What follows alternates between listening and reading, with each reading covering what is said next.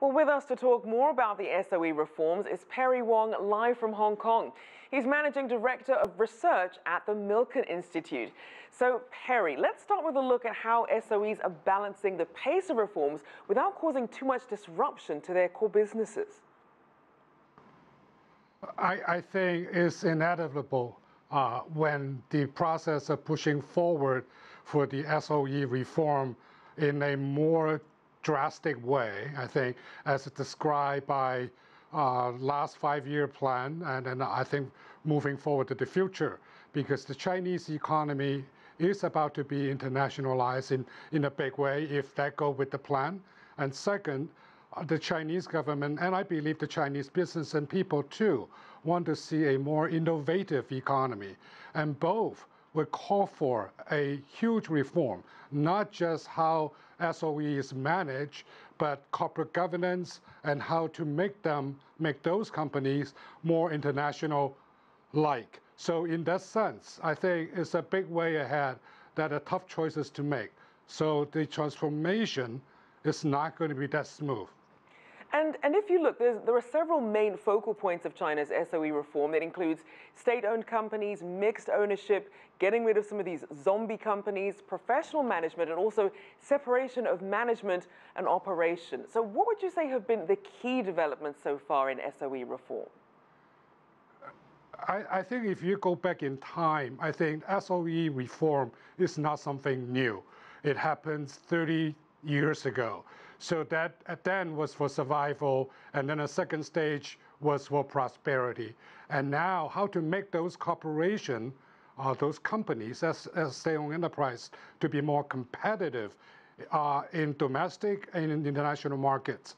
And that calls for flexibility. I think as some of the interviewee indicated in his statement, but how to make that happen, I believe we need to make those SOEs with stronger governance, with very transparent management styles. And actually, in other words, to make it short, is to make those SOE more like the international norm corporations. So when they go out on the global stage, they are viewed as a global company, not the arm of a Chinese government. So that, to me, is the key. So, Perry, what opportunities does that shift towards marketization create for private as well as foreign investors?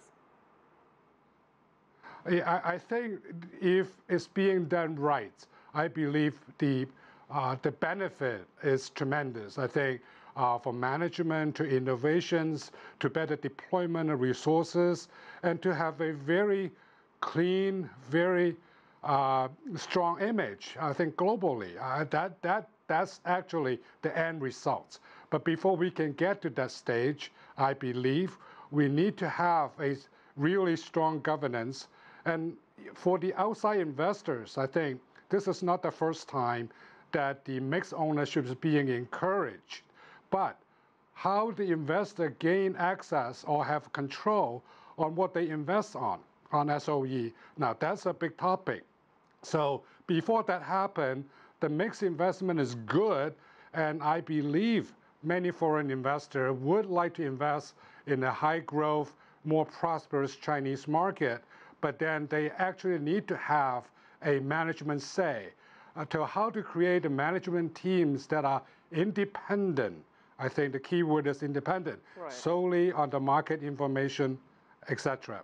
So, Perry, with SOEs being a core element of China during its central planning era, what sort of role do you see them playing now as China continues to upgrade its economy and really innovate at a much faster pace?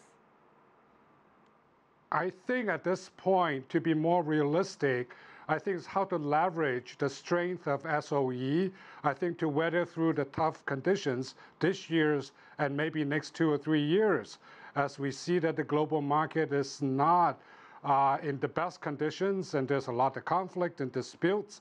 So how do you leverage the SOE to stabilize the domestic market and ensure the economy moving forward? But on the other hand, innovation is the survival of any economy, whether it's US or China, no exception. So in that sense, how to make that corporation or marketplace alive, innovation is the key. And then obviously the company and its workers are really the driver of that. And Perry, just how profitable is it for China to do these reforms to its state-owned enterprises? I'm sorry, I didn't catch quite the first few words. Sure. How profitable is it for China to reform its state-owned enterprises? I can see that if you go by the Chinese government's plan, I think the targeted last year, I believe the SOE has to contribute like 20% of their profit to the state cover. So by looking at that, I think SOE usually are quite profitable because they sit on the key industry and or key juncture of sectors. So that is a very profitable opportunities. So I believe if the SOE can open up the market, allow the foreign ownership to come in, I think that's a big place. And that would really jive well with the growth of the financial markets, whether it's debt to equity markets. But the key is, I think, going back to the fundamental, how much say an investor can have in the mixed ownership. I think that is the key. All right, Perry Wong, Managing Director of Research at the Milken Institute. Thanks so much.